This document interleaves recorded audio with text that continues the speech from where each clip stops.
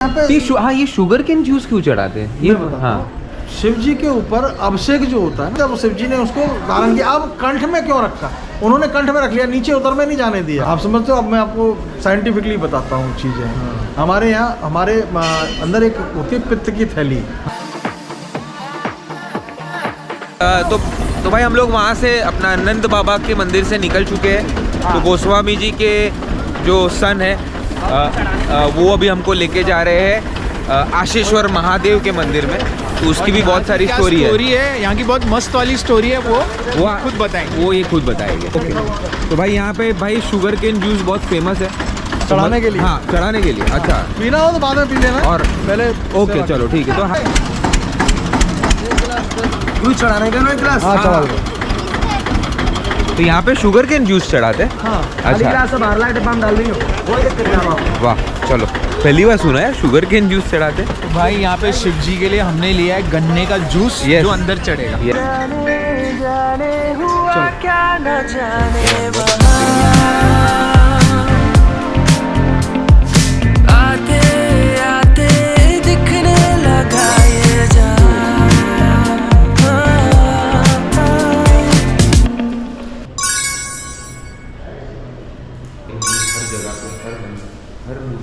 जब माता यशोदा ने दर्शन नहीं कराए थे तो यहाँ पे आके धूनी लगा के बैठ गई। अच्छा, भगवान भोले शिव अकेले आए थे, साथ में गणेश जी, माँ पार्वती, रानी, कोई नहीं था, अकेले आए थे दर्शन। तो यहाँ पे आके जब धूनी जमा दी तो माँ यशोदा ने सखियों को भेजा। जब लाला ज़्यादा रोने लगे तो सखियों को भेजा, जाओ बाबा को बुलाकर। बाबा कहाँ है? बोले इधर गए हैं, पूरब साइड में। तो चल रे सखियाँ यहाँ पे आई, यहाँ बाबा से कहा कि चल रे योगी आनंद भवन में यशमत माए बुलावे, और वाकई लाला को नज़र लगी तो राई नोन करवावे। तो भोले बाबा ने मना कर दिया। बोले कि मेरे को माँ ने दर्शन नहीं कराया, मैं नहीं जा रहा। तो मिन्नतें करी सखियों ने, बड़ी मिन्नतें करी। बोले चल तो को ये देंगी, तो को साल देंगी, 2 साल देंगी, तो को जो है गैया देंगी। क्यों? गाय बहुत थी, 9 लाख गाय थी, बहुत गाय थी। तो तेरे गाय दे देंगी, तो वो आश्रम बनवा देंगे, तो वो ये कर देंगे, तो यही स्थान पर रहे ही हो, चल। तो बाबा बोले कि ना, मैं नहीं चलूँगा। बोले मैया वो दर्शन ना करावेगी, मैं ना जाऊँ। तो अंत में सखियों ने कहा तू चल, तो कुछ दर्शन मिल जाएंगे, तू लाला को दर्शन कर लियो, चल। जब बाबा यहाँ से गए, जाकर के लाला के दर्शन करे हैं, दोनों ने एक दूसरे को देखा है और दोनों मुस्कुराए।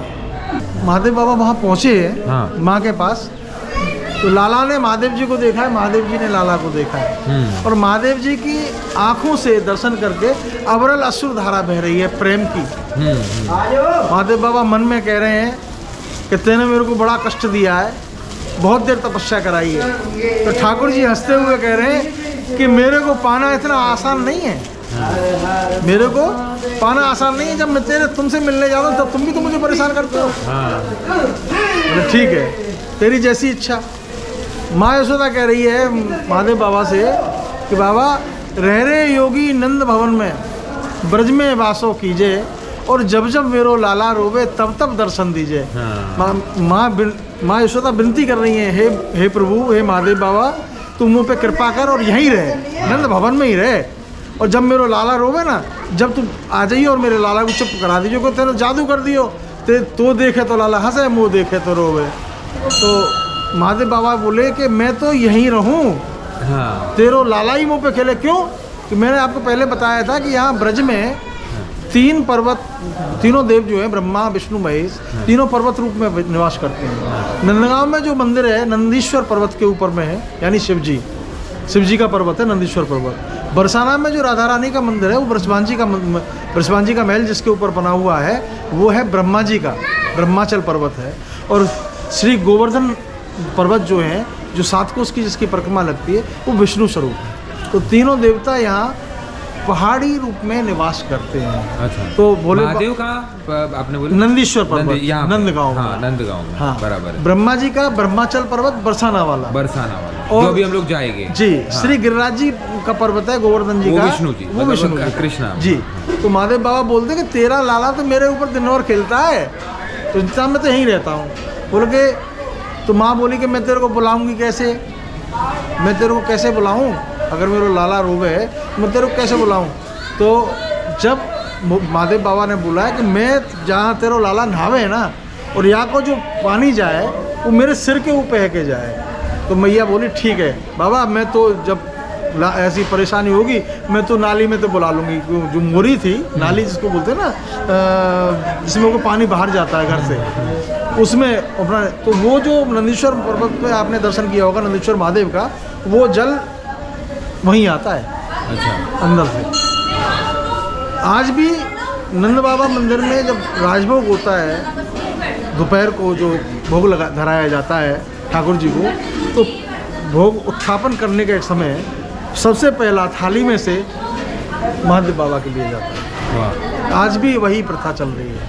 महादेव बाबा के ऊपर जो भी प्रसाद लगता है वो भगवान श्री कृष्ण के बाद ही लगता है। अच्छा। जब वहाँ माला, आज जो माला धारण होगी कल वो माला यहाँ पे आएगी सुबह। तो ये प्रथा आज भी है और यही है, यही महत्व है यहाँ का। और इनका आशीश्वर महादेव नाम इसीलिए है। अच्छा। और यहाँ ये महादेव सिद्ध महादेव हैं, जो भी आप आशा करके जाते हो, जो भी मांगते हो वो पूरी होती है। वाह। ये इसका मानता है। हर हर महादेव, हर हर महादेव। यहाँ पे हाँ, ये शुगर केन जूस क्यों चढ़ाते हैं ये? हाँ, शिव जी के ऊपर अभिषेक जो होता है, अभिषेक जो होता है शिव जी के ऊपर बोलते हैं अभिषेक करना है। हाँ, तो उसमें कई चीज़ें होती हैं, दूध होता है, हाँ, दही होता है, शहद होता है, शुगर केन जो है यानी इस गन्ने का जो रस है ये सबसे शुद्ध माना गया है। जिस प्रकार दूध, दही, घी, शहद ये कभी अपवित्र नहीं होती चीज़ें, गंगाजल कभी अपवित्र नहीं होता है, ऐसे ही ये चीज़ें हैं, ये कभी अशुद्ध नहीं होती हैं। तो ऐसे ही शुगर केन होता है, इसको शुद्ध माना गया है और शिव जी का सबसे प्रिय फल है। अच्छा। शिव जी का सबसे प्रिय फल है, एक ये और एक धतूरा। धतूरा जो दिखने में बहुत वैसा लगता है। हाँ। कि भाई ये कैसे वो एक्चुअली जहरीला होता है, जहरीला होता है वो। बहुत जहरीला होता है। लेकिन जो नीलकंठ किसने जो नाम है वो इसलिए पड़ा कि जिस समय रत्न निकले थे सागर में, तो उस समय सबसे पहले कालकूट विष निकला था। विष निकला। कोई पीने को तैयार दानवों ने नहीं। मना कर दिया, देवताओं ने सबने मना मना किया। दोनों ने प्रार्थना करी शिव जी की, तब शिव जी ने उसको धारण किया। अब कंठ में क्यों रखा? उन्होंने कंठ में रख लिया, नीचे उतर में नहीं जाने दिया। आप समझते हो? अब मैं आपको साइंटिफिकली बताता हूँ चीज़ें। हमारे यहाँ हमारे अंदर एक होती है पित्त की थैली, हाँ, वो पित्त बनाता है। एसिडिटी और सब कुछ कंट्रोल वही है, खाना वही। पचाना ही उसी का काम है। जो हम कुछ भी खाते हैं, अगर हमारा पित्त गड़बड़, क्योंकि पहले हमारे आयुर्वेद में 3 चीज़ें हैं, वाय, पित्त और कफ। वाय, पित्त और कफ, अगर ये तीनों चीज़ों में से कोई भी डिसबैलेंस होता है तो आदमी बीमार हो जाता है। ये इसलिए सारी बीमारियां पेट से ही यस, ये पहले से ही हमारे विद्वानों ने, हमारे महर्षियों ने बहुत पहले बता दिया कि आदमी की अगर ये 3 चीज़ ठीक है, वाय, पित्त और कफ, तो ये इंसान कभी बीमार होगा ही नहीं। तो पित्त का काम होता है खाने को पचाना, और वो क्या लार में क्या कोई भी चीज़ दो, बैक्टीरिया जो बने, Correct। वो बैक्टीरिया ही होते हैं जो गलाते हैं, सड़ाते हैं, ख़त्म करते हैं उसको। अब जो चीज़ होती है उसको निकाल के अपनी बॉडी में भर देते हैं, बाकी को वेस्ट करके विसर्जन हो जाता है, यानी मलमूत्र के रास्ते से वो काम करता है पित्त। ऐसे ही बोलो जब मैं इसको लेके जाऊंगा तो वो सारे जीव मर जाएंगे, उधर के जीव मर जाएंगे।